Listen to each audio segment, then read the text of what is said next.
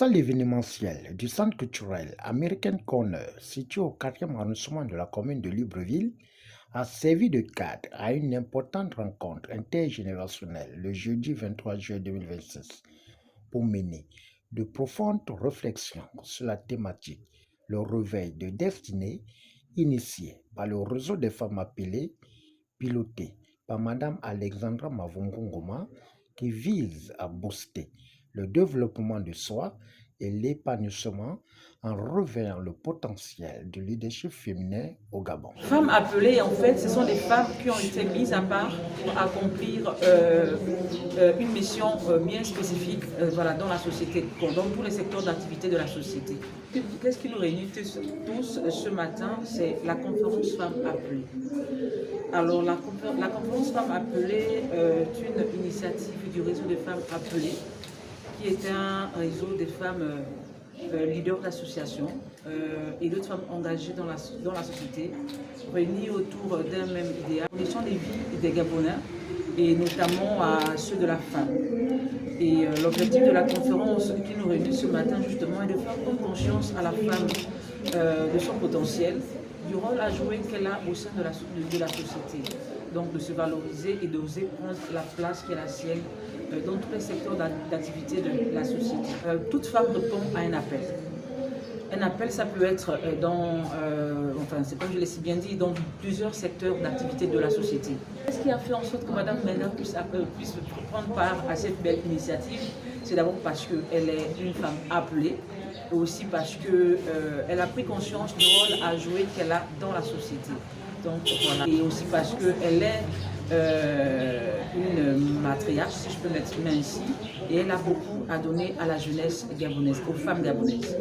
Après avoir fixé le cap de la rencontre, en mettant en exergue des objectifs du carrefour, du donner et du recevoir par la présidente du réseau, Alexandra Mavungu Ngoma, le tour est revenu à 2 panélistes, à savoir Michel Sandrine Bia, leader associatif, militant des droits des femmes, spécialiste en résolution de problèmes sociaux, ainsi que Yanis Mété Makono, épouse des Congis, leader d'opinion, fondatrice d'une coopérative, de dresser un tableau mosaïque de la protection et la promotion des droits de la femme. Le panel 3, le thème c'est passer du rêve à l'action.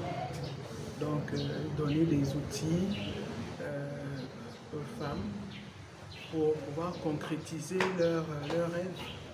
Voilà, c'est parce qu'à un moment vous créez, donc il y a d'abord la création de l'esprit, mais il y a des étapes et un processus pour passer de cette imagination-là, du projet qu'on a imaginé au concret en fait. Donc c'est un peu par rapport à cela, à ce processus-là que j'intervenais. Bon, le message c'est de dire à toutes les femmes de se lever, voilà, et de se préparer, parce que quand on a un projet, il faut d'abord se préparer, voilà, et pour mettre en place le projet jusqu'à son exécution, il y a un processus, donc de commencer, qu'elle n'ait pas peur, parce que souvent, tant qu'on n'a pas commencé quelque chose, on se dit que c'est impossible, c'est très difficile, voilà, donc il faut se lancer. Donc le message c'est de dire aux femmes de se lancer, de ne pas avoir peur, d'aller en rencontre aussi d'autres femmes qui pourront aussi les aider aussi à aller vers l'exécution de leur projet. Vraiment c'est très bien organisé. Je veux encore remercier la promotrice de l'événement, Madame Alexandra Mavungu Ngoma, qui est une jeune dame dynamique et pétrie de talent, et lui dire que je suis avec elle, nous les femmes nous l'encourageons, et que là ce n'est qu'un début, il faut qu'elle aille encore même plus loin, voilà, donc qu'elle ne s'inquiète pas, nous les femmes nous sommes avec elle. J'ai intervenu sur le premier panel pour parler des questions d'appel. Qu'est-ce que c'est, l'objectif, le pourquoi d'un appel dans une vie. C'était très passionnant. Alors ce qu'il faut retenir, c'est que tous les humains ont besoin d'épanouissement. Et que souvent on se dit que c'est l'argent ou la contrepartie d'un salaire, d'un travail qui va nous l'apporter. Alors qu'en réalité, c'est l'accomplissement de ce pourquoi on existe. C'est ça l'appel. On peut avoir un métier, mais mourir sans avoir découvert ce pourquoi on a existé n'a pas de sens. C'était tout l'intérêt de ces moments, de dire aux gens que c'est bien de travailler, c'est bien de gagner de l'argent, mais si ça ne vous rend pas heureux, c'est que vous n'êtes pas encore complet. Et l'appel peut compléter ça, à découvrir. C'est pour ça que vous voyez des gens philanthropes, ils ont plein d'argent, mais ils sont toujours en train d'en donner, d'en distribuer, comme si ça ne suffisait pas. Parce qu'ils répondent à un besoin plus grand que les satisfactions matérielles et financières.